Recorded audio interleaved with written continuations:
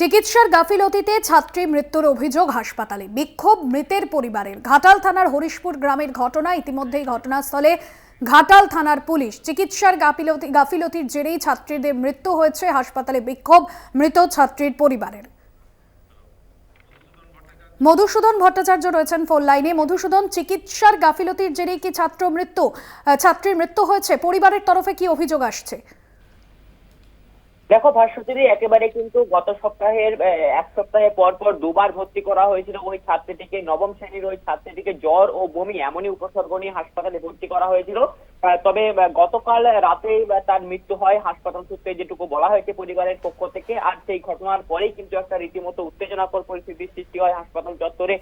পরিবারের পক্ষ থেকে যে অভিযোগটা করা হচ্ছে যে একাধিকবার ওই হাসপাতাল থেকে রিপোর্ট করা হয়েছে, একই বিষয়ে নানান রিপোর্ট করা হয়েছে, তবুও কেন মৃত্যু ঘটলো। এক প্রকার কিন্তু তারা চিকিৎসার যে গাফিলতি, সেই গাফিলতিটা কিন্তু সামনে আনতে চলেছে। পাশাপাশি কিন্তু হাসপাতাল কর্তৃপক্ষের পক্ষ থেকে পুরো বিষয়টি খতিয়ে দেখা হবে বলে কিন্তু জানানো হয়েছে। হাসপাতাল কর্তৃপক্ষ তারা কি বলছেন এই বিষয়ে এখনো পর্যন্ত? দেখো, হাসপাতাল কর্তৃপক্ষ আমাদের ক্যামেরার সামনে কিছু না বললেও তারা পুরো বিষয়টি খতিয়ে দেখার আশ্বাস তারা দিয়েছেন। একদমই ধন্যবাদ জানাবো। মধুসূদন ভট্টাচার্য প্রতিনিধি ছিলেন ফোন লাইনে।